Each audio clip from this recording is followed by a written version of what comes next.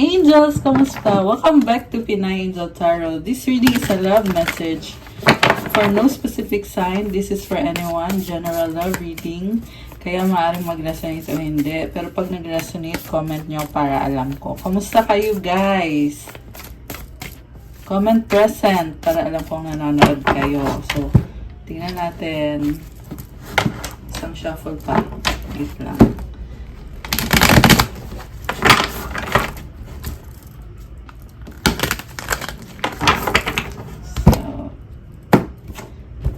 Comment present.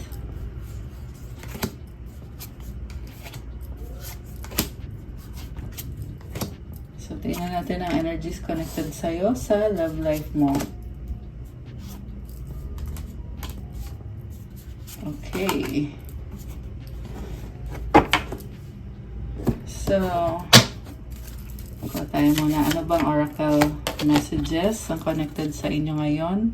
Accept, be prepared to accept what fate has in store for you.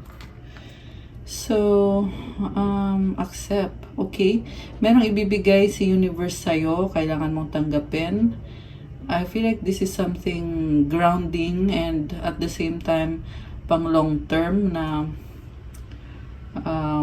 you are trying to pursue something na pang long term.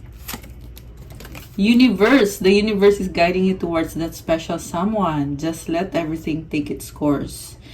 So, supportado ka ni universe when it comes to your relationship or love connection. Hayaan daw na mangyari kung ano yung dapat mangyari.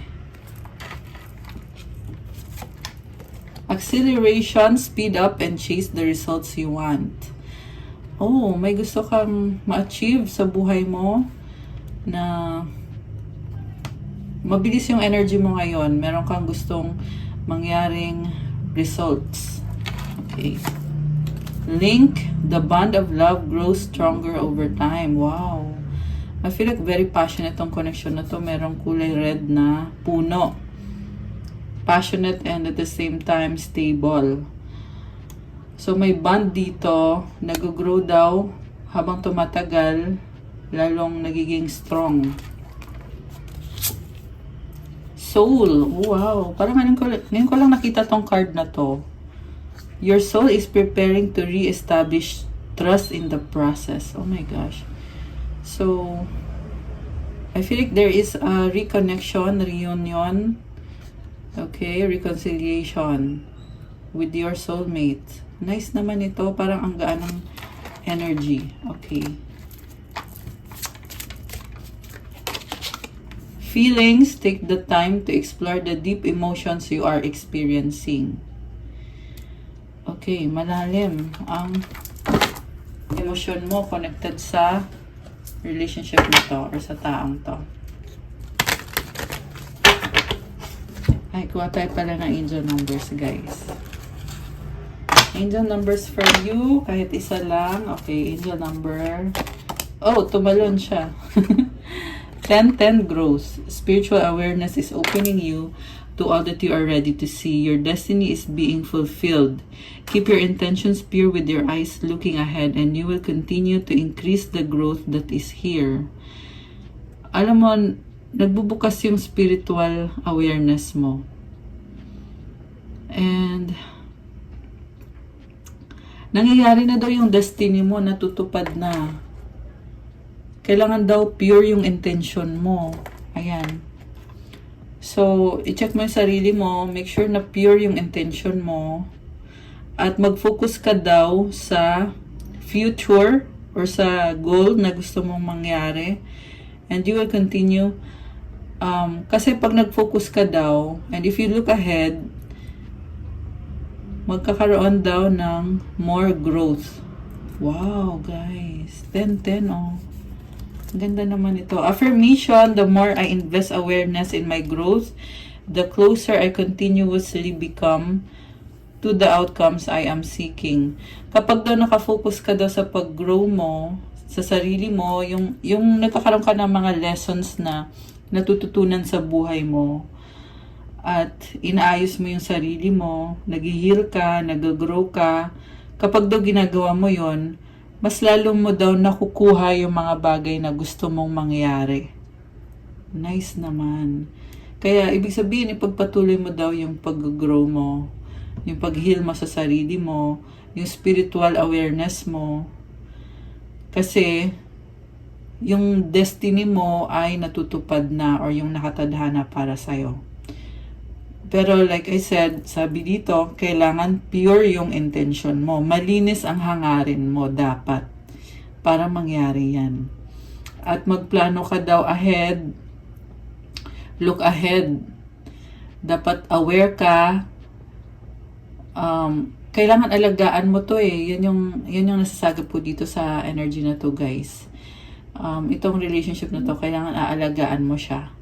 Yung iba naman, pwede mo ding i-apply to sa finances, sa career mo.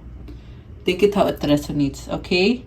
And for the purpose of this reading, this is your love life. And I just saw 555 angel numbers, which means pagbabago, change. So, okay, keep your intentions pure. Tandaan nyo yun. So, from the tarot, overall energy is, sa bottom of the deck, we have the death card. This is arrival. This is ending and new beginning. Merong nag-transform dito. So, kung ano man tong nangyari sa connection nyo na parang ang nangyari dito is kailangan na talagang magkaroon ng pagbabago. Parang yung panahon na mismo yung nagbigay sa inyo nitong opportunity para baguhin yung sarili nyo para dito sa connection na to.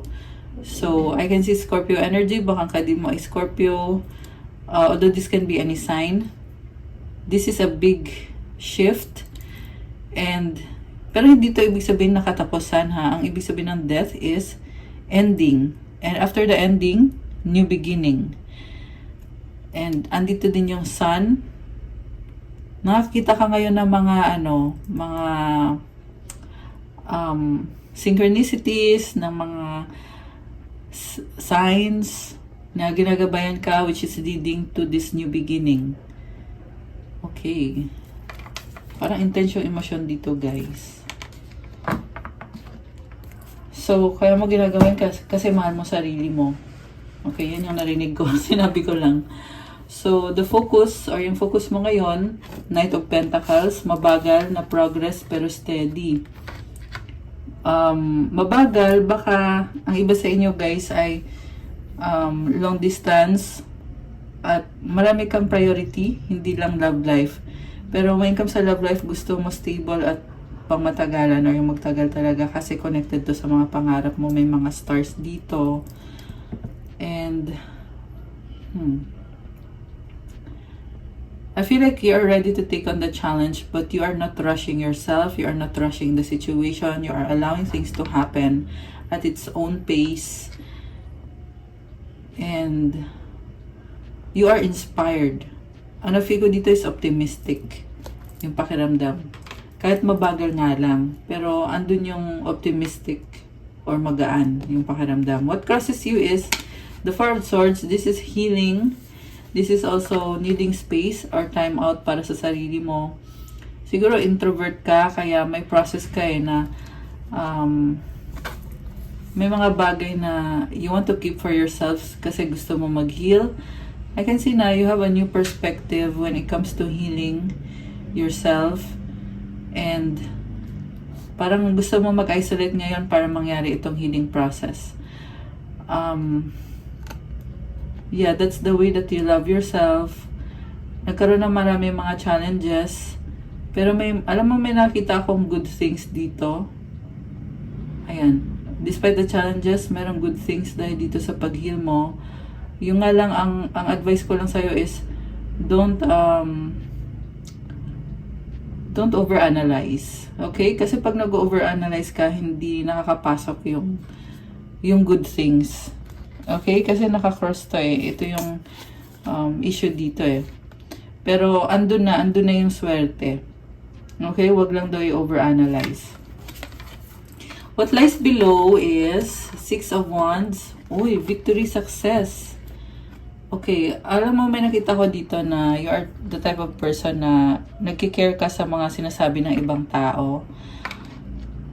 Huwag mong pahirapan yung sarili mo kasi minsan guys, yung judgment ng other people. Kahit wala naman sinasabi yung ibang tao. Pero, ikaw na mismo, parang self-sabotage. Okay? So, be careful. Kasi medyo nakaganyan din yung card eh, nung paghawak ko. And, yeah, although this is a good energy, kasi nga, sabi ko nga, this is about victory and success. This is something na minanifest mo, na sa nakita ko dito, yeah, this is a good energy. Success eh. And also, nakafocus ka dito eh. Nakafocus ka dito. You want to pursue a person, relationship, love connection, at parang gusto mo magkaroon ng harmony sa pangkalahatan. So, siguro, harmony sa family ng person mo. Siguro yung person na pinupursue mo, gusto mo na okay ka sa family niya, matanggap ka, na mahalin ka rin. Kasi, gusto mo talaga makuha ng loob ng taong to. At nakita ko actually sa'yo na you are looking and feeling better about yourself. Na at the same time, masaya, magaan yung energy mo dito. What lies above is 6 of Pentacles. So, tingnan natin what is this. You want to continue, okay? Siguro nagkaroon ka ng separation kaya gusto mo ituloy kung ano meron kayo nitong taong to. Nagkulang ka sa kanya at parang feeling mo hindi sapat yung kaya mo ibigay sa kanya. And at the same time, may nakita din akong, ang iba sa inyo ay breadwinner. So, yung finances nyo ay, yan yung tinatry nyong ayusin. Nagsistruggle ka, parang meron dito, meron nang hihingi na parang hindi healthy eh, parang clingy sa'yo. Talagang umaasa sa'yo. So, you also have to be careful kasi nakikita ko naluloko ka eh. Yung kita mo yung mata niya, kulay purple yung eyeshadow. So, yung sa nakita ko kasi sa mga symbols dito guys is parang meron kang rose. Oh! 1221 angel numbers and 1222 which is tatlong 2 yun. Ayan. Okay, anyway, yung nakita ko kasi dito, naloko ka nitong taong to na hingi ng pera sa'yo. Okay, take it how it resonates. Hindi sa lahat magre-resonate, pero yan yung nakita ko dito. Ikaw naman kasi ay very passionate ka, very fiery, parang very impulsive din yung nakikita ko. So, siguro yung pagbibigay is impulsive. So, hindi masyado pinag-isipan hanggang sa tumagal, lumala. So, huli mo na na-realize or huli mo na nalaman na ginagamit ka nitong taong to or niluloko ka nitong taong to. Ayan. Like I said, hindi sa lahat magre-resonate to, pero kung sa'yo to, comment mo dyan, okay? And then, yung iba naman nakikita ko dito is parang tinatry mo talaga eh. Tinatry mo talaga na maayos yung finances mo. Gusto mo talagang tumulong. And then, ito naman sa love connection mo, nakikita ko dito is you want to give it your best shot. And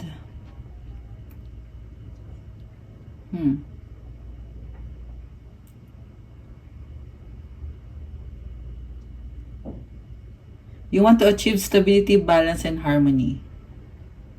Okay. Parang you are hoping for the best. What lies behind Ace of Swords? Okay. New idea, new beginning.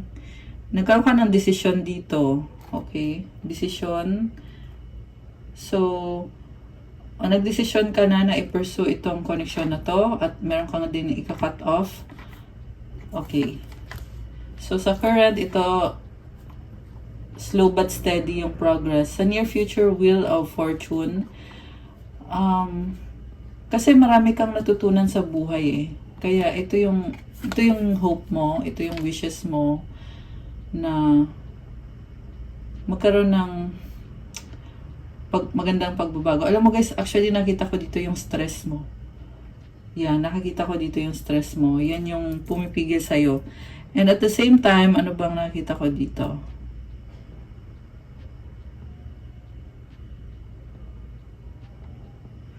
Nag-adjust ka, protected. Sabi dito, you are protected or you will be protected. Kasi sa near future mo to eh. And I just saw 505 in the numbers.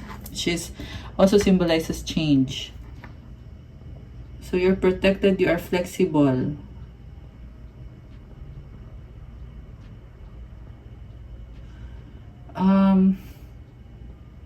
Ano kita ko dito? Marami ka pang matututunan.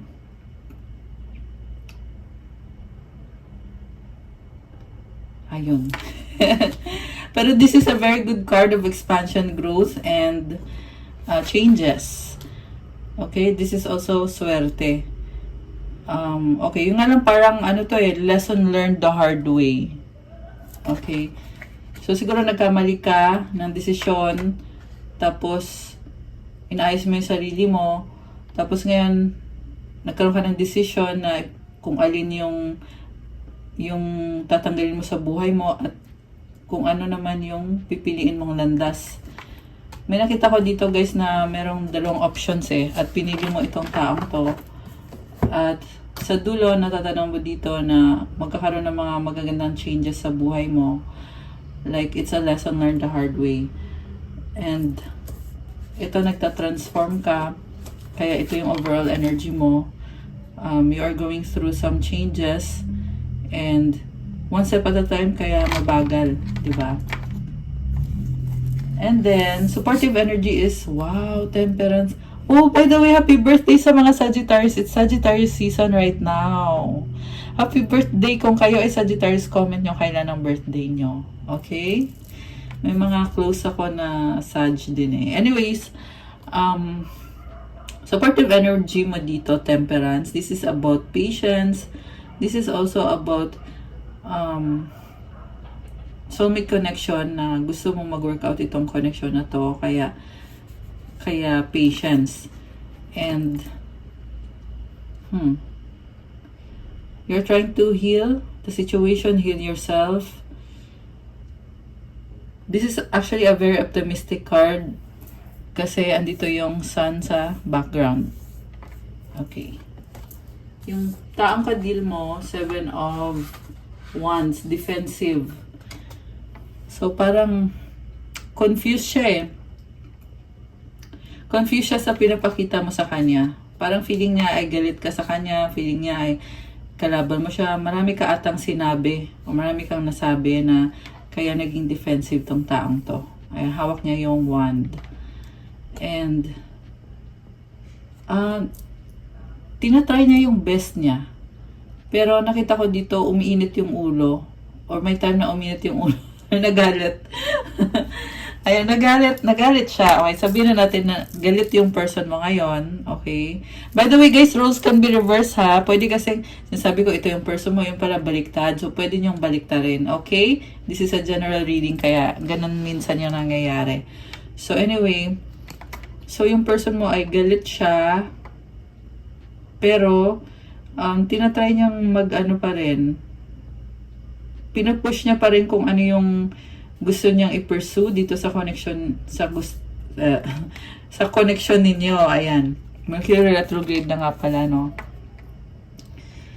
So, parang the way ka magsalita, nakaka-offend sa kanya eh. Ayun. Siguro hindi mo alam na kasi parang unaware siya dito eh. Na meron kang nasabi na nagulat siya tapos na-offend siya sa sinabi mo sa kanya. Na hindi ka man lang aware, hindi mo man lang alam kung ano yung sinasabi mo. Kaya, this person wants to set boundaries na kasi alam niya yung value niya, alam niya yung worth niya, pero hindi naman para insultuhin siya or para saktan siya. Kasi, ginagawa lang niya yung part niya. Ginagawa lang niya kung ano yung kailangan niyang gawin. Yan ang sabi dito, guys. So, mutual energy is 3 of Wands, waiting. This is about creativity, making the most of what you have. So, siguro, I feel like meron kayong kailangan ayusin dito. Yung iba sa inyo ay looking forward talaga for good things to happen. Ayan, may mga stars dito. So, looking forward, merong ibang magkalayo, kaya tinatanaw yung distance. Okay. So, the outcome is 8 of Wands, communication or travel. This can be back and forth communication.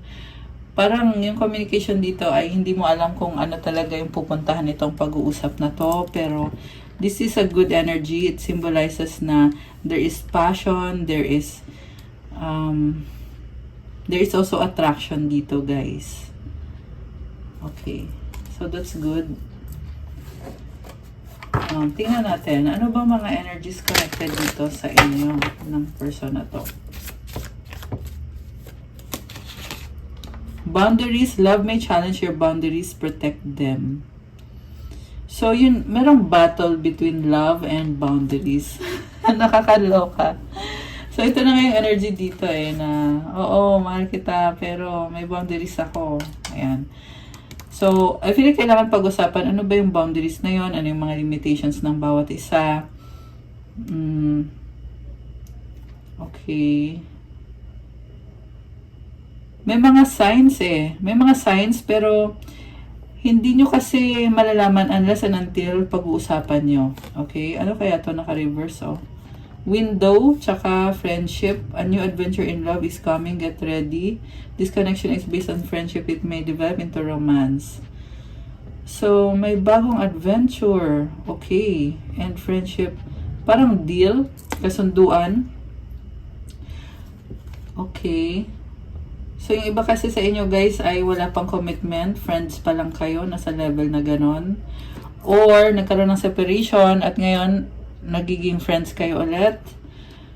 And yung window is love is coming. Ayan, adventure in love is coming. Okay. So, very promising yung nakakita ko dito. Pero bakit yung isa parang fake? Hindi. Parang fake pala talaga. Hindi, napansin ko yung kamay kasi parang plastic Hindi. Same lang naman pala. So, it's just an image. Okay, so siguro merong fear, no? Parang fear, is this real or is this fake? Parang may ganong pakiramdam. Oh my goodness, heartbreak. Heartbreak is a part of the human experience. It will pass. Okay, so, ano pa? Charisma, wow. Love flows to you. You radiate charisma and charm. Okay, you're very attractive or your person. So, yun nga lang, merong toxic dito. Toxic relationships can drain your energy and self-worth. Be aware. Ayan, okay. So, itong toxic, I feel like ito yung mga bagay na kailangan yung i-heal.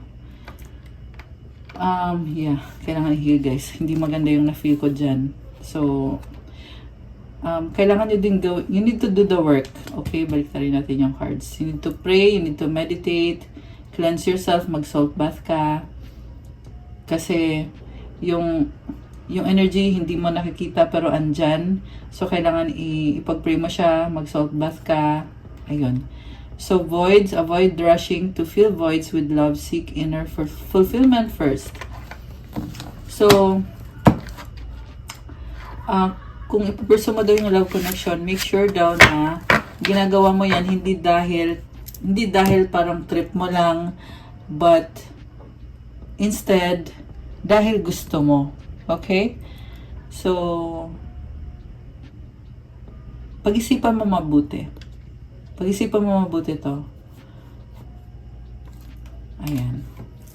Unahin mo daw muna yung sarili mo. Okay. Anong outcome pala? Tingnan natin. Anong magiging outcome? Actually, gusto kong i-clarify yung person mo na defensive yung pakiramdam niya. Page of Cups, okay. This can be younger than you. Mas bata siya sa'yo, kaya mabilis siyang masaktan. Masayahin naman tong taong to, pero parang na-overwhelm siya sa'yo or nahihiya siya sa'yo. Okay.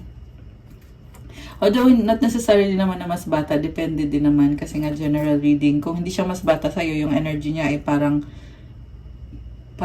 vulnerable siya. So, I feel like meron kayong napag-usapan dito tapos nahihiya siya or ayun, Queen of Swords. So, So, ito na nga, parang gusto niyo malaman ano ba talaga ang katotohanan. May ganun. Alam mo ba, nakita kong trust issue dito kung bakit yung person mo ay, yung energy niya kasi is, kung mag-uusap kayo, parang,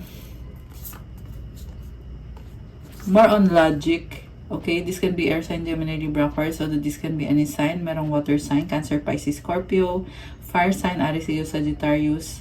Yung person mo na mas bata sa'yo, or kahit hindi siya mas bata, pero yung ugali niya kasi is parang young, mabilis siyang ma-offend, kaya natitrigger siya. Natitrigger. Okay, natitrigger to, and tingnan natin na. Ayan, dahil sa trigger niya, nagda-doubt na siya, parang mabilis magtampo. Okay, alam mo man to o hindi.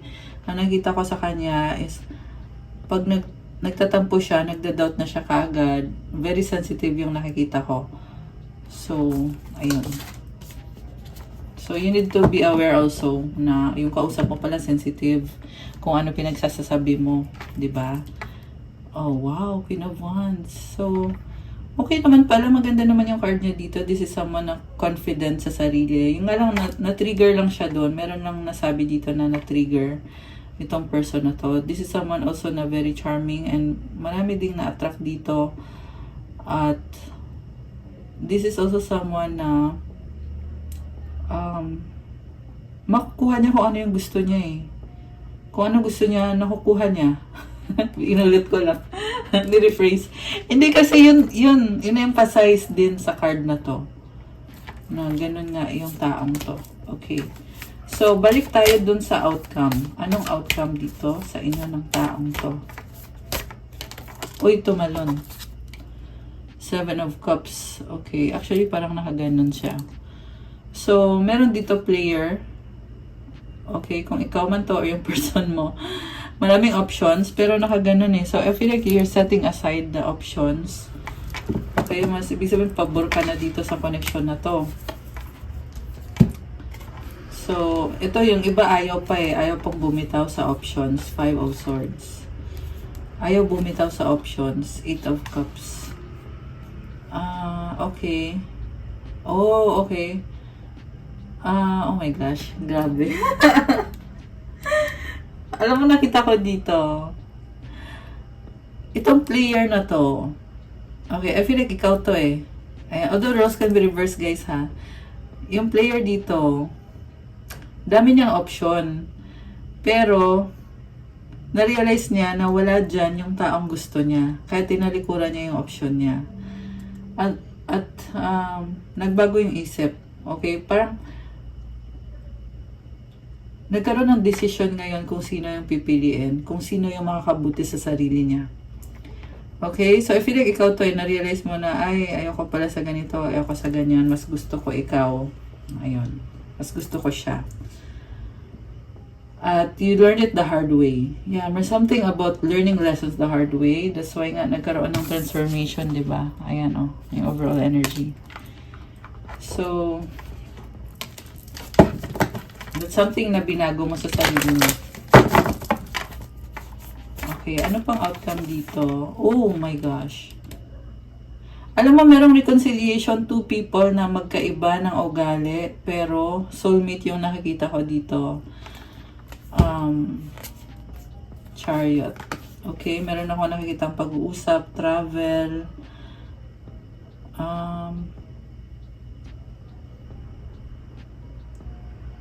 Actually, ang nakita ko dito is a deep soulmate connection. Itong Chariot kasi calling to eh. As above, so below. So, kung ano yung, kung anong calling sa'yo, yan din yung nangyayari sa lupa. Ayan, so, I feel like you're about to manifest this love connection na merong magandang partnership, kasunduan, kahit magkaiba kayo ng ugali. Acceptance sa isa't isa, balance and stability. Merong, may nakita ko dito na, ito, black and white na dog, diba? So, parang magkaiba, pero tinatry na mag-compromise, okay? And, there's a lot of healing going on dito sa connection na to. So, overall, this is a very good outcome. Okay.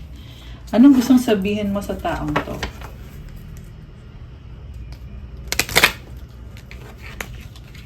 Okay, tumalon siya. Tanggalin natin. You light up my world. Wow. You were always meant to meet. It was written in the stars. Oh my gosh. Yung ngayon sabi ko lang, as above, so below. So, written in the stars, ibig sabihin nakatadhana na mag-cruise yung landas nyo nitong taong to. Mag-cross yung path ninyo. Magkita kayo, mag-meet kayo, whatever.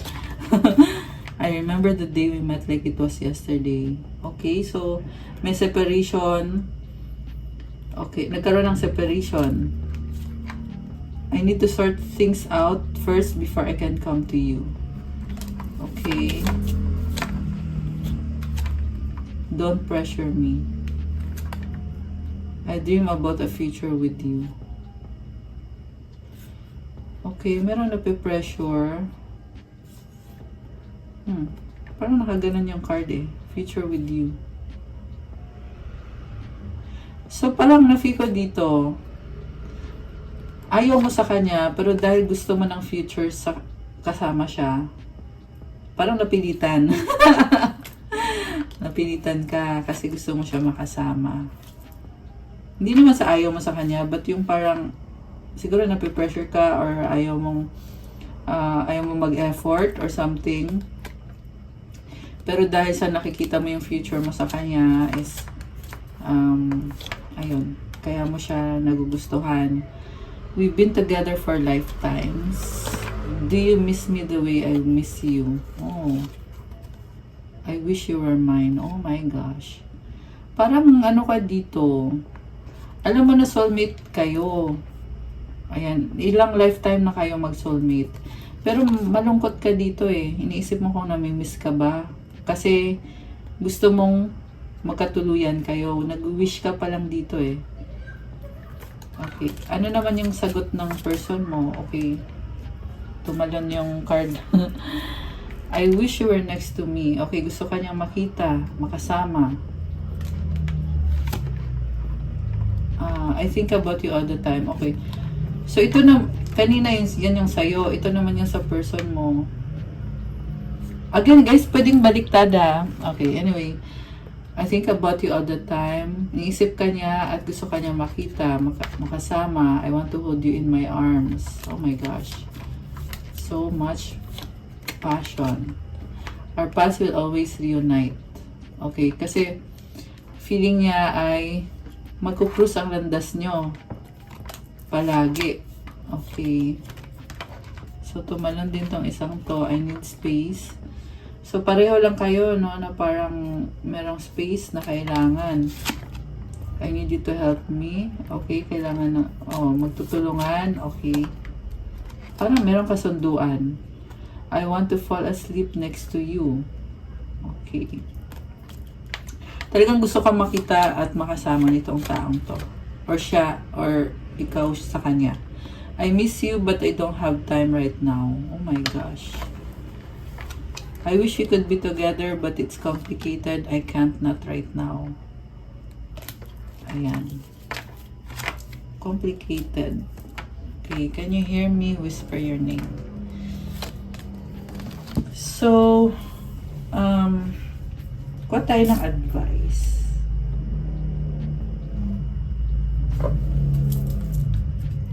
Okay, advice para sa'yo.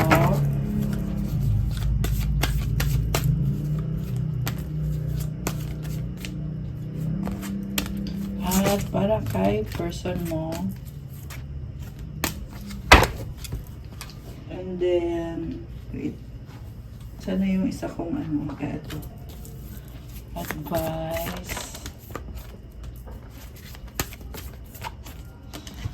So, you have express your creativity. Thank you, angels, for helping me to express my inner creator. Wow. Okay, so, inner creator. Loved one in heaven, thank you, loved ones in heaven, for drawing close at this time. Wow. Ganda, oh, may ganda ng ilaw. Companionship. When you fully bless and embrace your aloneness, you're ready for the ones who are meant to be with you. May I welcome this solitude, knowing it will open the way for all healthy relationships.